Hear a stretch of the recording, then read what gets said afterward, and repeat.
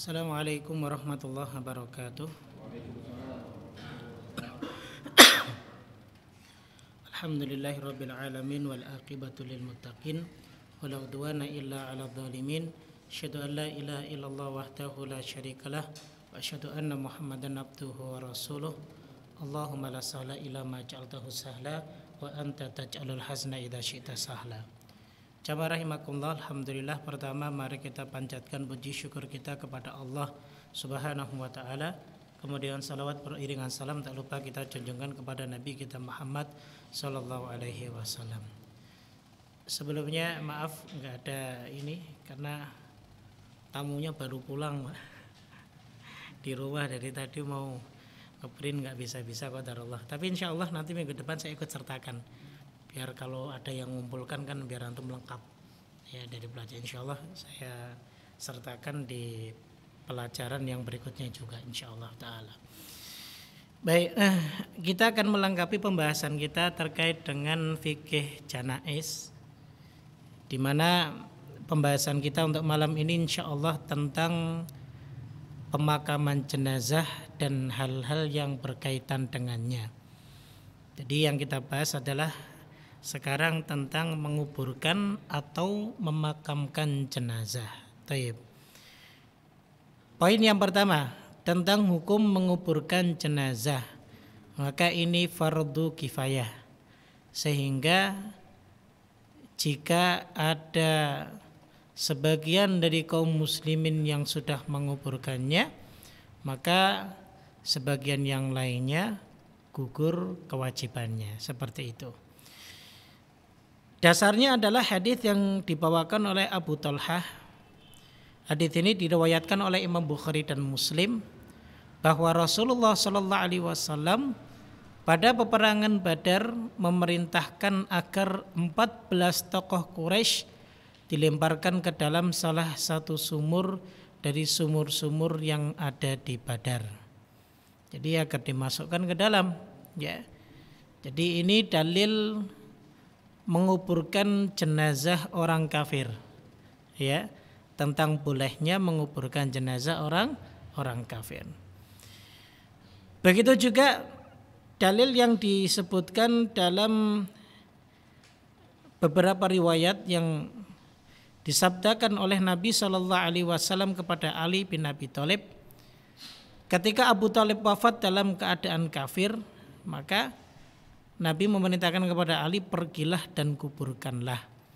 Sehingga menguburkan jenazah kafir saja itu diperbolehkan, apalagi menguburkan jenazahnya muslim, tentunya ini lebih wajib. Seperti itu.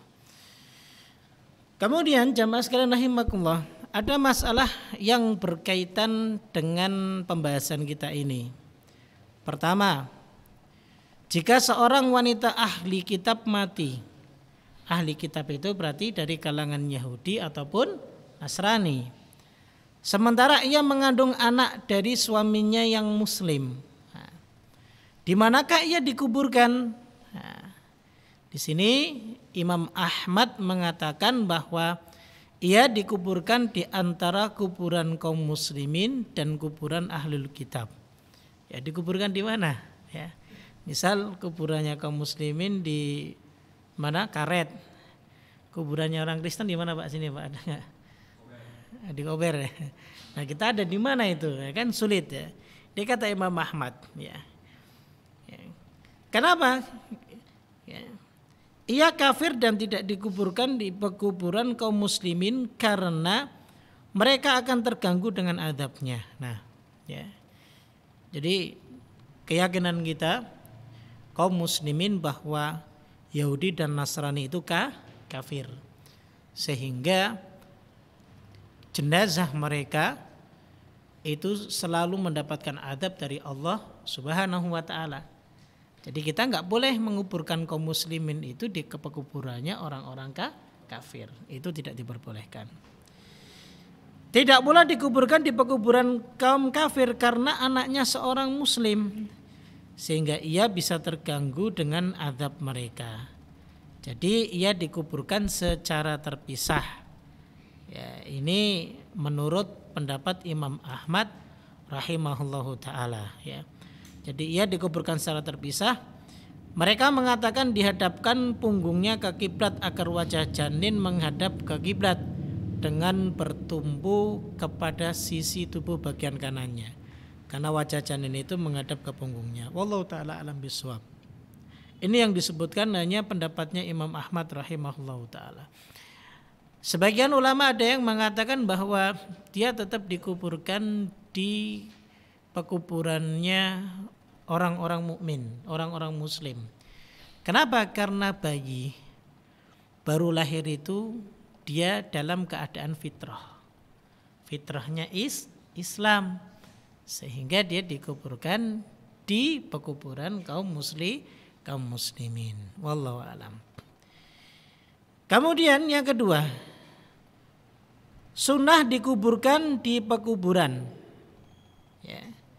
Nah, karena Rasulullah SAW telah menguburkan jenazah di pekuburan atau pemakaman baqi, sebagaimana riwayat-riwayat mutawatir yang menyebutkan hal itu. Makanya kalau ada yang dikuburkan di belakang masjid, dan tujuannya untuk apa? Ada yang dikuburkan di depan rumahnya, di belakang rumahnya, dia dikuburkan sendiri-sendiri, tidak dikuburkan di pemakaman umum. Ya, maka meskipun secara umum dibolehkan, jika tidak ada keyakinan-keyakinan lain, ya, namun disunnahkan dikuburkan di pekuburan yang umum seperti itu. Misal saya mau ngubur di depan rumah saya saja, ya sah-sah saja. Cuman tujuan Anda apa menguburkan jenazah ibu Anda atau bapak Anda di rumahnya? Misalnya di depan rumahnya, mungkin banyak itu. Saya pernah mengunjungi ke tempat, ada saya punya teman di daerah Karawang ya. Itu banyak orang-orang situ tuh menguburkan keluarganya itu karena pekarangannya luas-luas, dikuburkan di depan rumahnya. Ya. Nah ini tidak disunahkan oleh Nabi SAW. Yang disunahkan adalah dikuburkan di pekuburan kaum muslimin secara umum. Jadi seperti itu ya. Baik. Kemudian yang ketiga adalah makruh hukumnya menguburkan mayit pada waktu-waktu ini, kecuali karena darurat. Waktu apa saja itu? Pertama, waktu terbitnya matahari. Itu pas waktu itu nggak boleh kita menguburkan jenazah. Ya. Ataupun yang kedua di tengah hari, ya, menjelang waktu zuhur. Kalau mau jam 10, jam 10, jam 9, jam 9. Atau kalau mau sekalian ba'da sholat zuhur. Tapi jangan dikuburkan pas matahari berada di atas kepala kita. Karena itu waktu yang dilarang kita juga untuk beribadah seperti itu. Dan juga ketika terbenamnya matahari. Nah ini pun dilarang, tidak diperbolehkan. Baik. Kemudian waktu berikutnya adalah menguburkan jenazah pada malam hari tanpa darurat. Nah, gak boleh Pak menguburkan jenazah malam hari jika memang tidak darurat. Kalau darurat silahkan. Tapi kalau gak darurat amat ya tidak perlu untuk dikuburkan di malam hari. Begitu. Dasarnya adalah hadis Jabir bahwa Nabi menyebutkan seorang laki-laki dari kalangan sahabatnya yang wafat. Lalu dikafani ya, pada kain kafan yang tidak panjang. Lantas dikuburkan pada malam hari. Maka Rasulullah melarang jenazah dikuburkan pada malam hari hingga disolatkan, kecuali seseorang terpaksa melakukannya. Begitu ya. Kenapa? Ya, sebabnya dilarang. Nah di sini ya, bukan dilarang di malam hari. Kalau dikuburkan terbangkit lagi, enggak. Setan kan bangkitnya malam-malam kan. Ya, makanya siang-siang aja biar enggak bangkit langsung kan begitu ya. Biar langsung ditanya malaikat kan begitu. Karena menguburkan jenazah pada malam hari kemungkinan menyebabkan sedikitnya orang-orang yang mensalatkan mayit begitu. Karena harapan besar dari jamaah yang mensolatkan itu agar supaya mereka memberikan syafaat bagi si mayit. Kalau nguburkannya malam-malam yang mensolatkan cuma 3-4 orang, ya lebih baik dikuburkan besok, di mana kaum muslimin bisa ikut mensolatkan lebih banyak. Nah kalau seandainya kok dikuburkan malam-malam tapi disolatkan dengan jumlah jamaah yang banyak, ya tidak mengapa. Tapi sekali lagi kalau memang tidak darurat amat, maka tidak perlu menguburkan di malam hari. Begitu, wallahu a'lam bishawab. Baik. Kemudian yang berikutnya jamaah tentang kriteria kubur. Pertama, dianjurkan untuk mendalamkan, meluaskan dan membaguskan kuburan. Ya. Nabi SAW pernah bersabda, buatkanlah lubang dan luaskanlah, dalamkanlah dan baguskanlah. Ya, fungsi dari mendalamkan lubang untuk liang kubur itu agar supaya tidak mudah untuk dikoret-koret binatang. Jadi begitu ya. Bukan berarti ada ilmunya nanti, tidak ya. Tapi agar tidak dikoret-koret oleh binatang. Yang kedua, boleh dalam liang kubur terdapat lahat atau syak. Dan yang pertama tentunya lebih bagus. Lahat itu menjorok ke arah kanan. Misalnya begini Pak. Ya. Nah, terus orang Jawa bilang dicongkoain, masukin ke dalam sini. Nah, jadi ya dikeluakin ya yang kanan. Jadi nanti jenazahnya tinggal dimasukkan ke dalam. Kan seperti itu. Ya, itu yang disebut lahat. Kalau syak ya kita ini, kuburan kita ini umumnya syak. Cuman begini kan? Nah, seperti ini. Ya, cuman lubang aja ke dalam itu disebut syak ya. Itulah yang berlaku pada masa Nabi SAW, yaitu lahat ya. Karena lahat itu lebih afdol kata beliau SAW, seperti itu. Tapi kalau menguburkan syak juga enggak apa-apa, enggak berdosa. Boleh lahat, boleh syak, itu tidak mengapa. Terkadang kan ada yang wilayahnya itu tanahnya mudah gugur, sehingga kalau dibikin syak, dibikin lahat nanti akan guguran, akan gugur kan. Nah lebih baik dibikin apa, syak saja daripada lahat, begitu. Kemudian yang berikutnya, yang kelima, siapakah yang bertugas memakamkan mayit?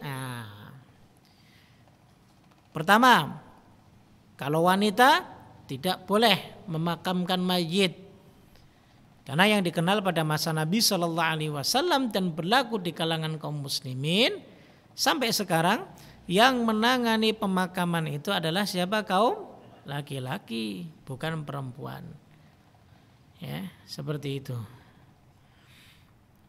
Karena laki-laki lebih kuat untuk itu, tentunya ya kan. Memposisikan laki-laki untuk menggotong mayitnya, ya kan, kemudian untuk menguruk jenazahnya dengan tanah, itu tentunya kan kaum laki-laki. Nah misalnya kalau yang menguburkan perempuan, di situ dihadiri laki-laki, maka yang terjadi bisa aurat perempuan itu tersingkap, ya enggak.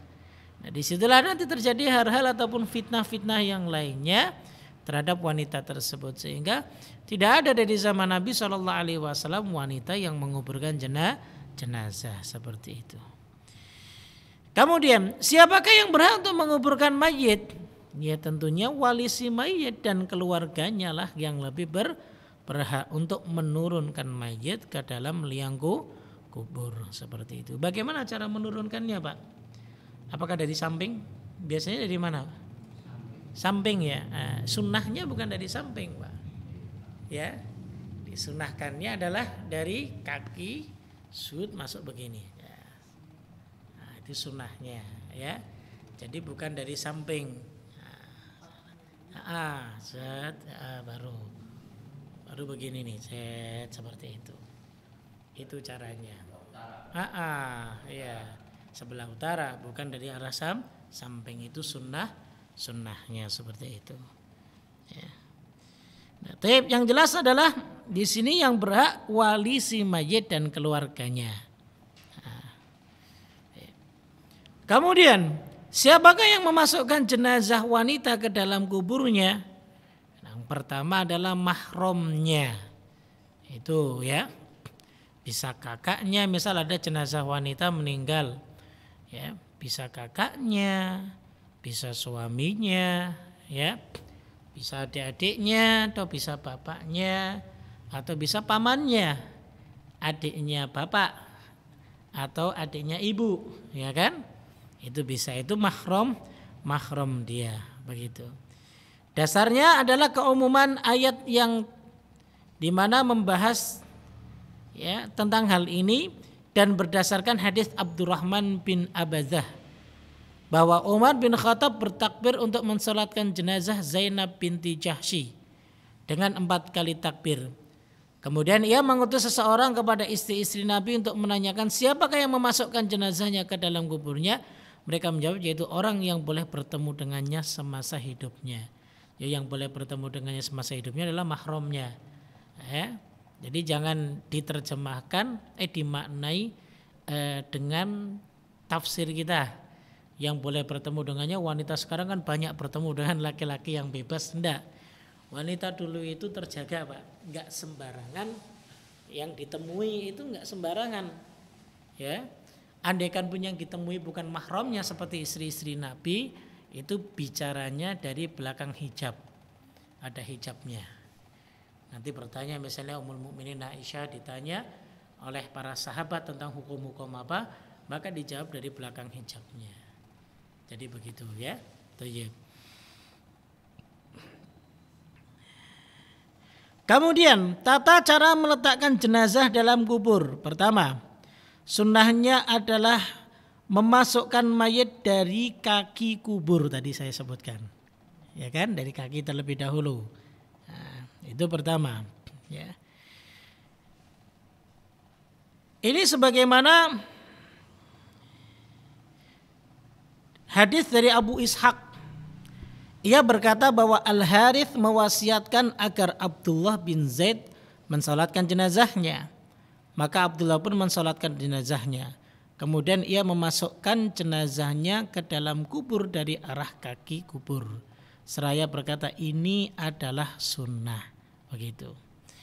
Kemudian yang kedua, mayat diletakkan di kubur dengan bersandarkan pada sisi tubuh bagian kanan dan wajahnya diarahkan ke arah kiblat. Nah, ya dari arah kanan ke arah kanan begini berarti Pak ya. Kalau kayak orang seperti tidur Pak, ya seperti tidur. Makanya kalau disedekapkan malah lebih susah ya, sulit.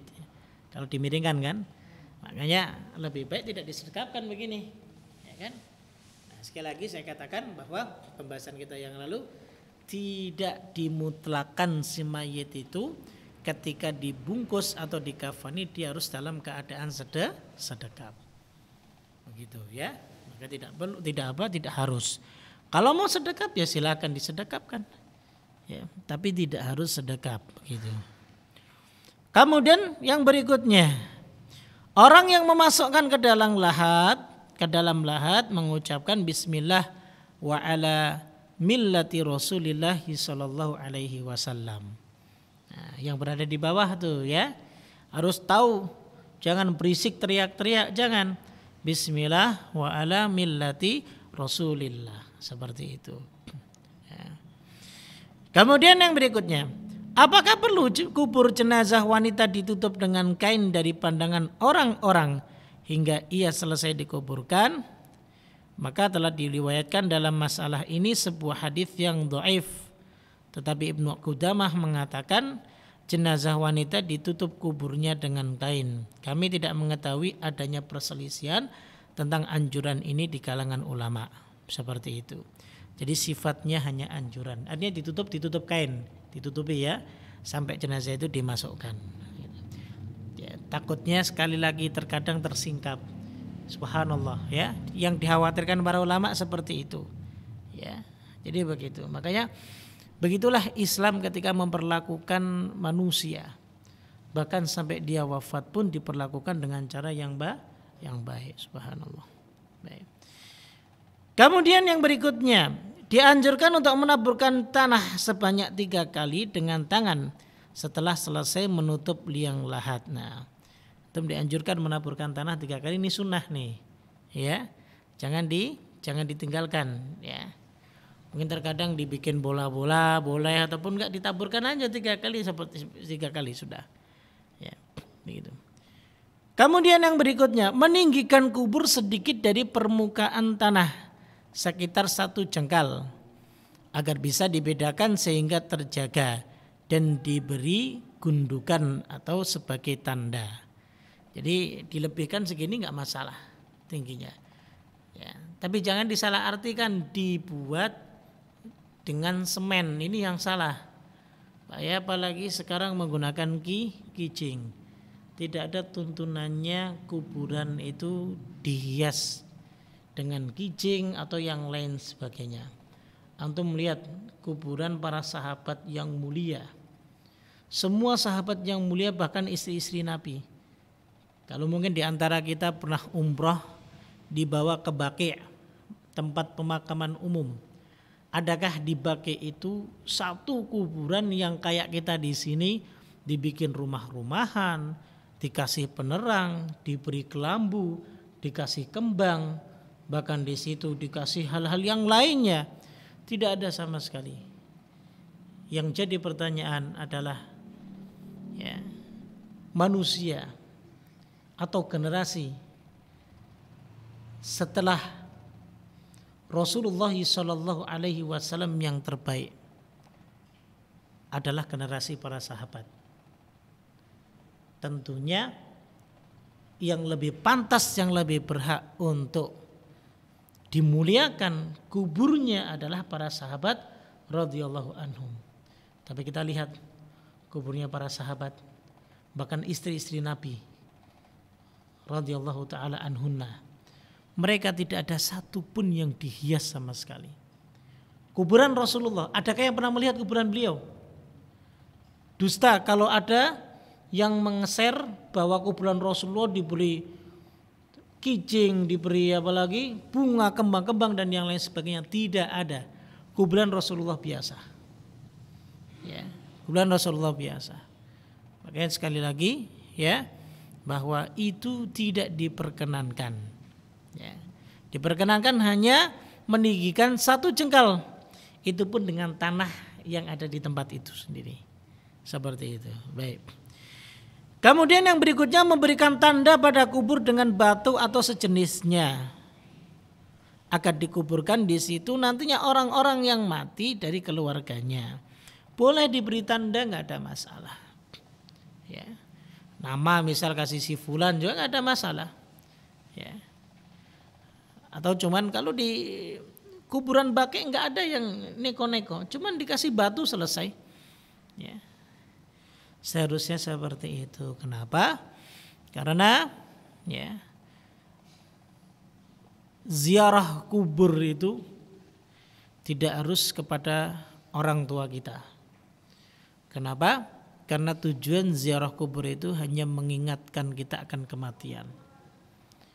Adapun mendoakan keluarga kita yang sudah wafat itu tidak perlu di kuburan. Justru malah yang lebih afdol kita doakan di tempat ibadah, yaitu di masjid jamaah. Begitu ya. Jadi lebih afdolnya kita doakan di masjid setelah sholat, kita berdoa agar Allah melapangkan kubur keluarga kita, mengampuni dosa-dosa keluarga kita yang sudah diwafatkan, memberikan rahmat kepada mereka. Jadi seperti itu. Jadi kita doakan di masjid itu lebih afdol. Baik. Kemudian yang berikutnya, boleh menguburkan 2 orang jenazah atau lebih dalam 1 kubur karena darurat, boleh. Karena darurat ya, bukan ini suami istri yang meninggal bersama, saling mencintai berdua kemudian dikuburkan dalam 1 lahat. Ini bukan alasan yang syar'i. Ya. Tapi kalau darurat, misalnya kalau nyewa di Jakarta nih, suami istri kalau dikuburkan beda-beda, maka biayanya gede. Gak ada yang ngasih biaya. Ya, biayanya cukup banyak untuk 1 lahat saja misalnya. Nah itu boleh, karena itu darurat seperti itu. Karena di Jakarta mau nguburkan jenazah saja masih dihitung ngontrak. Orang hidup ngontrak, orang mati juga ngontrak, Pak. Masalah di Jakarta seperti itu ya. Oh, subhanallah ya. Doain Pak saya biar kaya, Pak. Saya beli lahan buat kuburan umum yang gratis.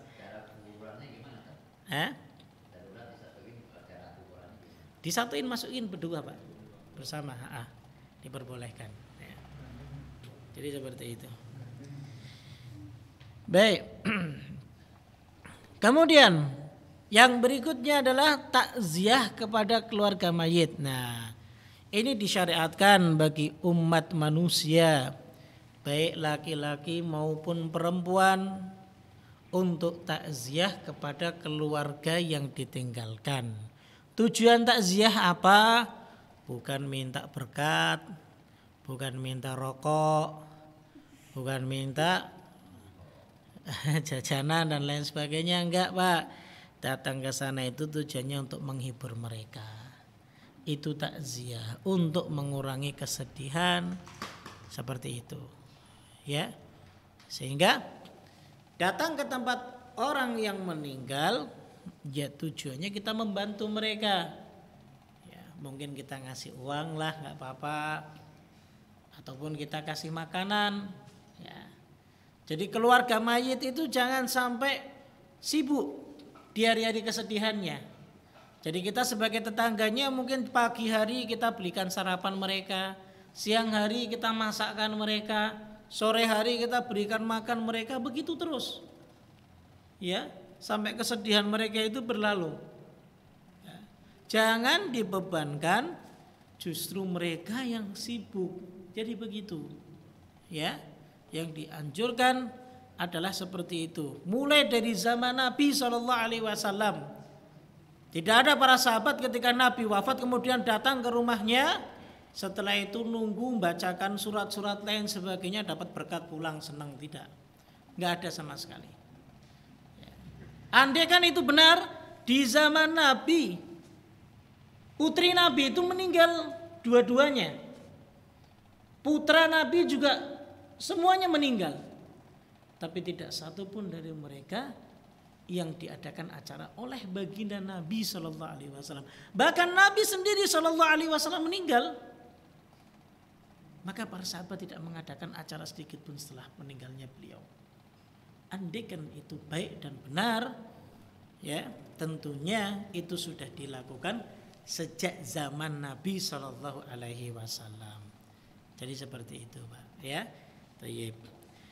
Kemudian yang berikutnya yang ke-10, di antara ucapan-ucapan takziah. Ya, sebenarnya takziah itu bebas, kalau ini kan cuma bahasa saja ya.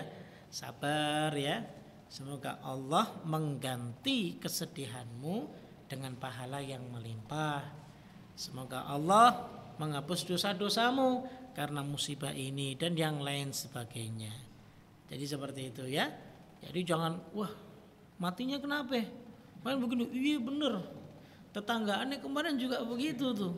Dia kesantet tuh biasanya begitu. Nah, ini udah bikin keluarganya udah panik apa ya? Akhirnya suudzon nama yang lainnya ya. Jadi begitu ya. Siapa kemarin sakit iya? Corona, corona.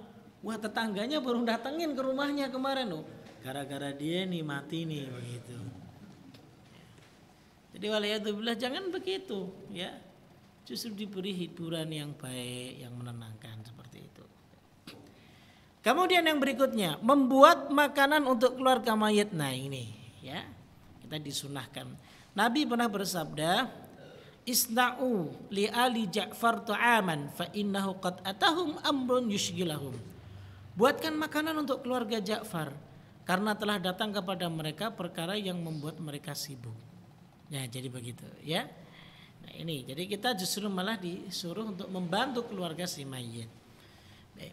Kemudian beberapa perkara yang bermanfaat bagi mayit setelah kematian. Nah, pertama doa kaum muslimin, doa kita nih Pak.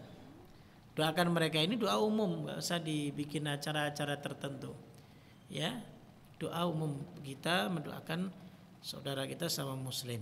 Ya.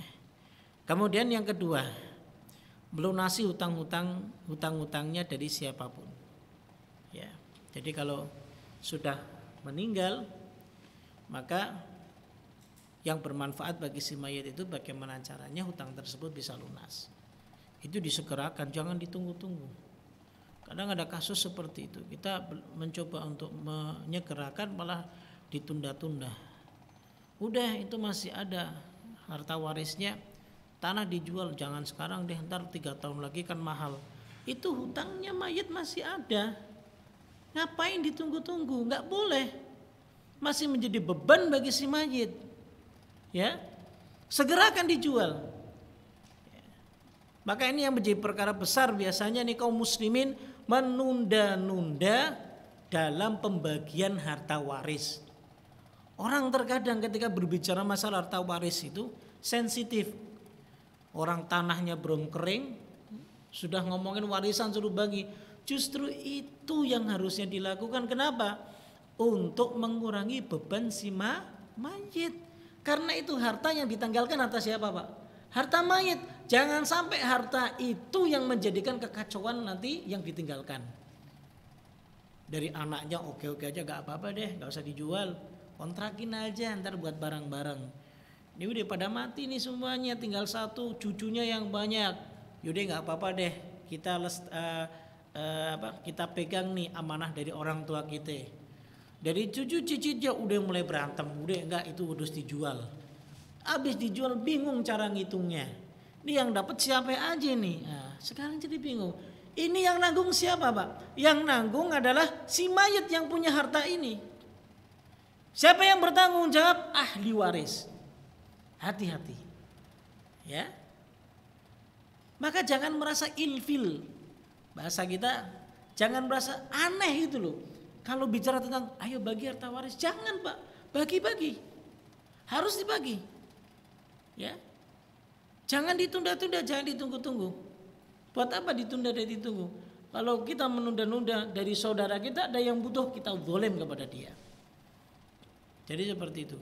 Bukan berarti kita nggak menghormati si mayit, justru dengan mendahulukan harta waris dibagikan itu, ini menghormati si mayit agar bebannya itu menjadi terlepas. Nah begitu ya. Allah alam. Kemudian yang berikutnya walinya mengqadha puasa yang tidak sempat dilakukannya. Lah kita sudah pernah belajar tentang puasa ya, bab puasa. Apa saja sih yang diqadha? Nah, masih ingat enggak Pak kira-kira? Ya, pasti lupa nih ya. Jadi puasa yang diqadhakan itu jika seandainya ya, misalnya si fulan ini dia sudah punya kesempatan untuk mengqadha puasanya, tapi dia tidak qadha lalu kemudian dia meninggal. Nah, berarti dia masih punya hutang puasa. Tapi kalau dia meninggalnya pas di bulan Ramadan, dia kan belum punya kesempatan untuk mengqadha. Ya berarti tidak ada qadha bagi dia. Begitu, Pak, ya. Jadi misal nih ada si Ahmad misalnya. Ahmad ini sakit seminggu di bulan Ramadan. Lalu kemudian setelah Ramadan dia diberi kesembuhan Allah sampai sebulan. Tapi dia belum mengqadha puasanya. Akhirnya setelah sebulan itu dia meninggal. Nah makanya berarti dia masih punya hutang seminggu untuk mengqadha puasanya. Nah ini yang harus dibayarkan oleh ahli warisnya. Tapi kalau si Ahmad ini meninggal ketika sakit pas di bulan Ramadan, maka tidak perlu lagi ada qadha. Kenapa? Karena belum diberi kesempatan Allah untuk mengqadha. Ya sudah. Jadi seperti itu, ya. Ini yang dimaksud, ya. Kemudian yang berikutnya menunaikan nazarnya, baik berupa puasa maupun yang lainnya. Misal dia bernazar, ya, saya mau ngasih uang 400 miliar buat Ustadz Sani misalnya contoh, ya. Dia meninggal tuh orang, nah, anaknya tuh yang harus ngasih uang 400 miliar buat Ustadz Sani.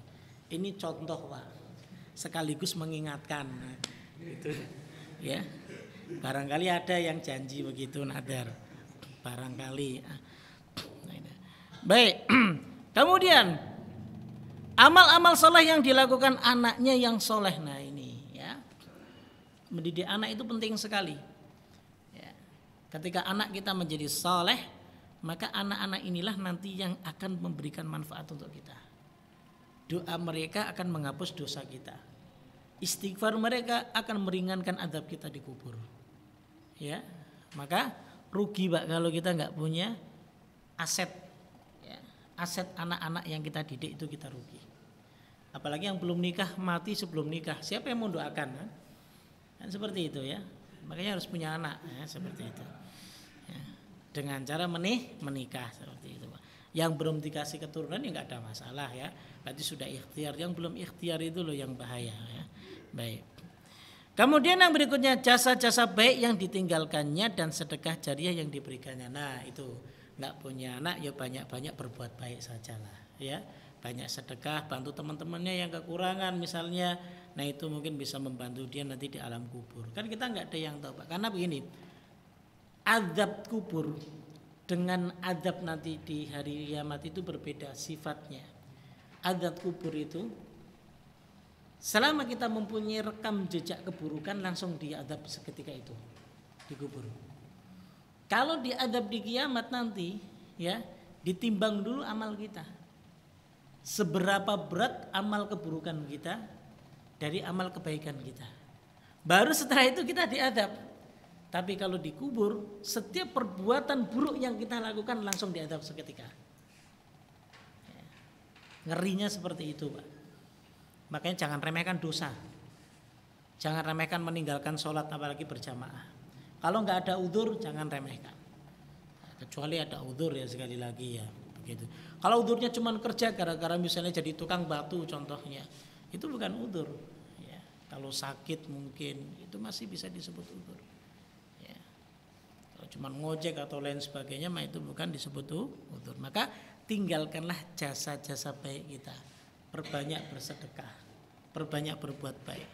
Maka itu nanti yang akan menolong kita. Kalau kita sudah nggak punya aset lagi seperti itu. Ya, wallahu taala alam bisawab. Ya, mungkin sampai di sini ya yang bisa kami sampaikan. Ya, jika ada yang perlu ditanyakan silakan ditanyakan. Tafadhol. Waalaikumsalam warahmatullahi wabarakatuh.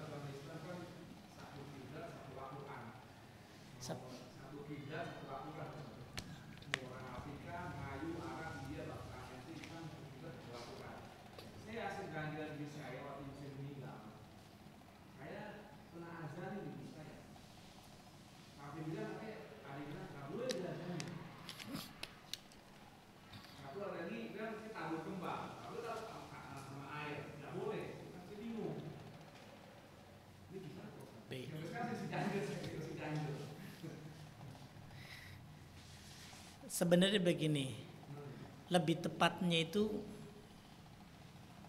jangan mengatakan tidak boleh, ya. Tapi kenapa diadzani? Jadi begitu, ya. Jadi kenapa diadzankan? Padahal sejak Rasulullah meninggal dan yang lainnya para sahabat meninggal pun tidak ada di antara mereka yang diadzankan. Seperti itu.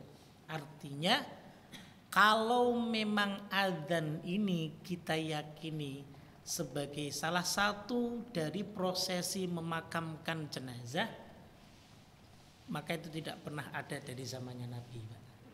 Seperti itu. Ya, sehingga sebenarnya kalau bahasa tidak boleh itu ini bahasa orang Jakarta bilang, Betawi bilang japlak langsung ya. Langsung ngomong aja ini nggak boleh begitu.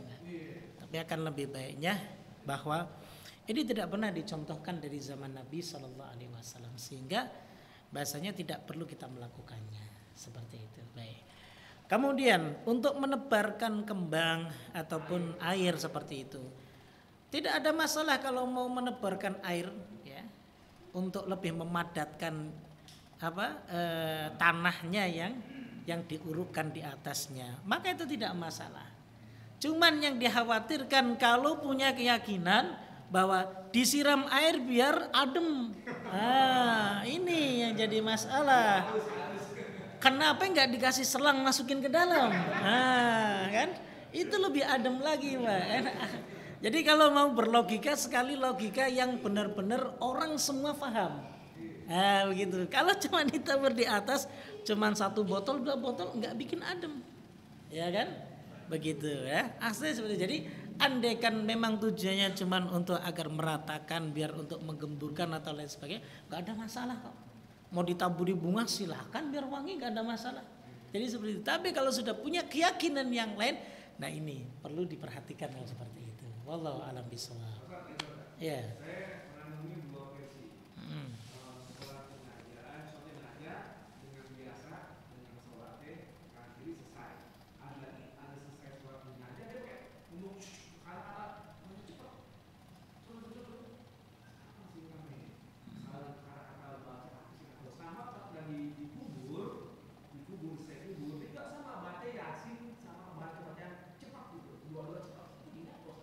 Allah alam itu malah. Mungkin iya. Baik, kalau ada yang begitu nanti bisa ditanyakan apa yang dibaca begitu. Sehingga kita paham. Iya, apa yang dia baca begitu. Karena kalau dia baca apa, kita nggak paham mau ngaminin bagaimana. Kita nggak tahu. Nanti kalau ada orang begitu kita tanyakan apa yang ente baca seperti itu. Iya, kesinggung dia. Nah itu muskilahnya begitu. Iya. Iya. Iya. Padahal bacaan itu harusnya jelas, ya kan? Iya, orang biar tahu seperti itu. Ini waliyadzubillah deh. Wallahu a'lam bishawab. Baik, ada yang lain? Iya, monggo. Waktu terbit fajar itu di jam berapa tuh? Soalnya kemarin saya ngantar saudara itu sebelum salat subuh tepatnya sih. Jadi Dikuburkan sebelum salat subuh. Iya, nah batas fajar itu jam berapa? Maaf, bukan terbit fajar ya, terbit matahari. Terbit matahari itu waktu syuruk. Jadi kurang lebih selisihnya dengan subuh itu 1 jaman. Itu yang dilarang. Bukan terbit fajar ya, maaf ya, kalau terbit fajar itu berarti sholat subuhnya. Tapi kalau kalau terbit matahari berarti syuruknya. Itu yang nggak boleh, orang waktu itu pun nggak boleh sholat. Makanya nggak ada istilah sholat syuruk. Salah sholat syuruk. Sholat dikerjakan ketika matahari terbit, ya nggak diterima. Dan itu waktu yang dilarang untuk mengerjakan sholat. Nah kalau memang mau sholat, ada istilah memang sholat syuruk, tapi dikerjakan 15 menit setelah matahari terbit. Jadi tidak pas Pak. Pas matahari terbit tidak, tapi diberi jeda 15 menit baru kita sholat. Jadi seperti itu. Karena itu waktu-waktu yang dilarang. Ada 3 waktu yang dilarang untuk dikerjakan sholat, apapun itu. Ya, pertama adalah waktu ketika matahari terbit, kemudian yang kedua matahari ketika pas di atas kepala kita, dan yang ketiga adalah waktu matahari hampir tenggelam, ya. Jadi itu waktu-waktu itu adalah waktu-waktu yang dilarang, tidak boleh, kata Nabi SAW. Ada lagi? Naam, silakan.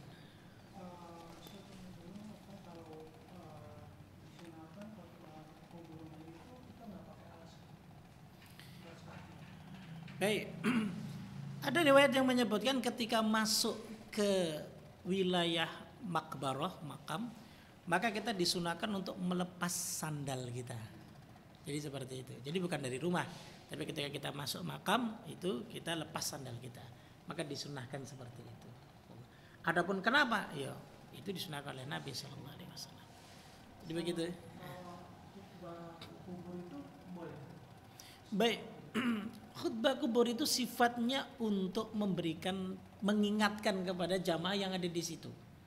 Nanti kita ini akan kembali seperti si mayit ini, maka perbanyaklah beramal dan lain sebagainya. Jadi itu diperbolehkan tentunya. Cukup ya, kita cukupkan. Subhanakallah bihamdik asyhadu an la ilaha illa anta astaghfiruka wa atubu ilaik. Assalamualaikum warahmatullahi wabarakatuh.